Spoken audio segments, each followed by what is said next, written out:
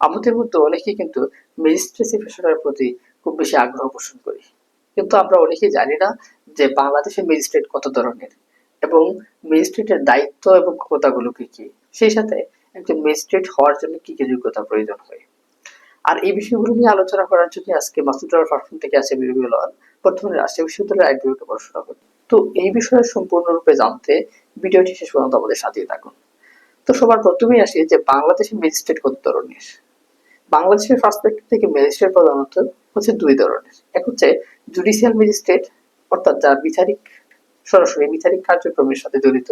আরেক হচ্ছে executive magistrate, অর্থাৎ যারা নির্বাহী কাজ করে।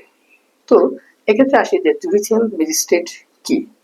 জুডিশিয়াল ম্যাজিস্ট্রেট হচ্ছে বাংলাদেশ জুডিশিয়াল সার্ভিস কমিশন, অর্থাৎ বিজেএসসি পরীক্ষার মধ্য দিয়ে জুডিশিয়াল ম্যাজিস্ট্রেট হিসাবে একজন ক্যান্ডিডেট অংশগ্রহণ করে।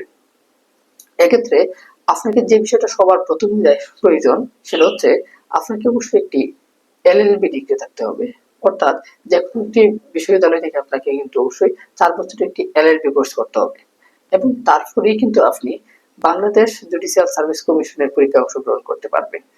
এক্ষেত্রে প্রতি বছর প্রায় 5 থেকে 7,000 স্টুডেন্টের মতো এই পরীক্ষায় অংশগ্রহণ করে সেখান থেকে 100 জনকে চূড়ান্তভাবে সিলেক্ট করা হয়। যেমন ধরুন 2024 সালের 17তম বিজেএসসি পরীক্ষা অনুষ্ঠিত হয়, সেখানে থেকে প্রায় 102 জনকে সিলেক্ট করা হয়। কারণ হচ্ছে 101 এবং 102তম যাদের সিরিয়াল ছিল তাদের রেজাল্ট একই রকম ছিল, সেজন্য 100 জন নেওয়ার কথা থাকলেও সেখানে কিন্তু 102 জন পরীক্ষার্থীকে সিলেক্ট করা হয়। এক্ষেত্রে ঢাকা বিশ্ববিদ্যালয় থেকে ছিল 31 জন, রাজশাহী বিশ্ববিদ্যালয় থেকে 28 জন এবং চট্টগ্রাম বিশ্ববিদ্যালয় থেকে 14 জন ম্যাজিস্ট্রেট হিসাবে সিলেক্টেড হয়। তো এক্ষেত্রে জুডিশিয়াল ম্যাজিস্ট্রেট হিসেবে যারা অংশগ্রহণ করে তারা কিন্তু শুধুমাত্র আদালতের ভিতরের বিচারিক কার্যক্রমের সাথে অংশগ্রহণ করে, তারা কিন্তু কখনোই আদালতের বাইরে কোনো ধরনের বিচারিক কার্যক্রমে অংশগ্রহণ করতে পারে না। কিন্তু এবার আসি এক্সিকিউটিভ ম্যাজিস্ট্রেটের ক্ষেত্রে, অর্থাৎ এক্সিকিউটিভ ম্যাজিস্ট্রেট হওয়ার জন্য আপনার কি কি রিকোয়ারমেন্টগুলো প্রয়োজন হয়। তো এক্ষেত্রে সবার প্রথমেই যে বিষয়টা গুরুত্বপূর্ণ সেটা হচ্ছে যে আপনার বাংলাদেশ সিভিল সার্ভিস অর্থাৎ বিসিএস পরীক্ষায় অংশগ্রহণ করতে হবে। আপনি যদি বিসিএস পরীক্ষা দেন তবেই একমাত্র আপনি প্রশাসন ক্যাডারে যেতে পারবেন, সেখান থেকে আপনি এক্সিকিউটিভ ম্যাজিস্ট্রেট হিসেবে এনরোল হতে পারবেন। এক্ষেত্রে কিন্তু আপনি যে কোনো সাবজেক্ট নিয়ে পড়াশোনা করেন না কেন, সাবজেক্ট কিন্তু এখানে খুব বেশি একটা ম্যাটার করে না, কিন্তু আপনাকে শুধুমাত্র বিসিএস পরীক্ষায় অংশগ্রহণ করতে হবে এবং প্রশাসন ক্যাডারে যেতে হবে। তখনই কিন্তু আপনি শুধুমাত্র এই প্রশাসন ক্যাডারে যাওয়ার মাধ্যমেই কিন্তু আপনি এক্সিকিউটিভ ম্যাজিস্ট্রেট হিসেবে অংশগ্রহণ করতে পারবেন। তো এক্সিকিউটিভ ম্যাজিস্ট্রেটের কি কি ক্ষমতা রয়েছে। এক্সিকিউটিভ ম্যাজিস্ট্রেট সাধারণত ভ্রাম্যমাণ আদালত পরিচালনা করে। তাছাড়া হচ্ছে ভোক্তা অধিকার সংরক্ষণ করার ক্ষেত্রে কিন্তু এক্সিকিউটিভ ম্যাজিস্ট্রেট তার কাজগুলো সম্পাদিত করে। তাছাড়া হচ্ছে সরকারি জমি, কাশ জমি উদ্ধার, এই কাজগুলো হচ্ছে এক্সিকিউটিভ ম্যাজিস্ট্রেটের কাজ।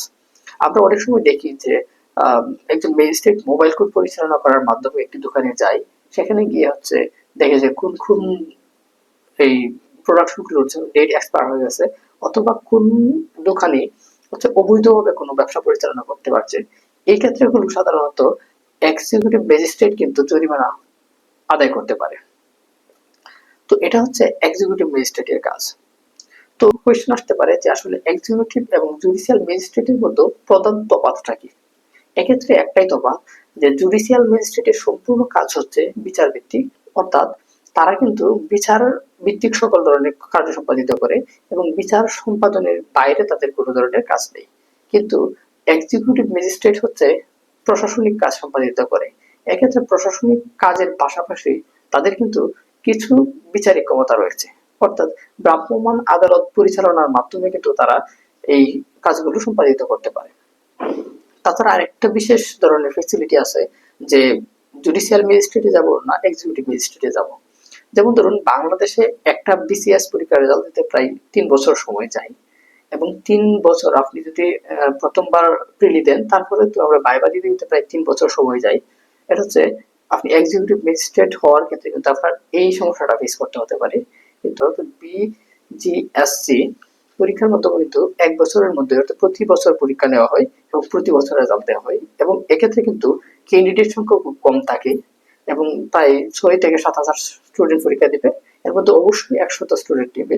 এক্ষেত্রে ভালো ভালো বিশ্ববিদ্যালয়গুলোর র্যাঙ্কিং সামনেই থাকে, যেমন ঢাকা ইউনিভার্সিটি, রাজশাহী বা চট্টগ্রাম ইউনিভার্সিটি থেকে বেশিরভাগ স্টুডেন্ট সেখানে অংশগ্রহণ করে, এবং তাদের চান্স পাওয়ার রেট কিন্তু বেশি।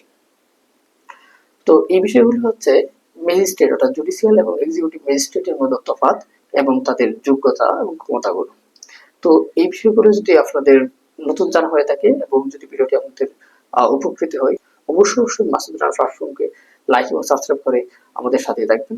তো দেখা হচ্ছে মাসুদ রানা প্ল্যাটফর্মের নতুন কোনো ভিডিওতে। সে পর্যন্ত ভালো থাকুন, সুস্থ থাকুন। ধন্যবাদ সবাইকে।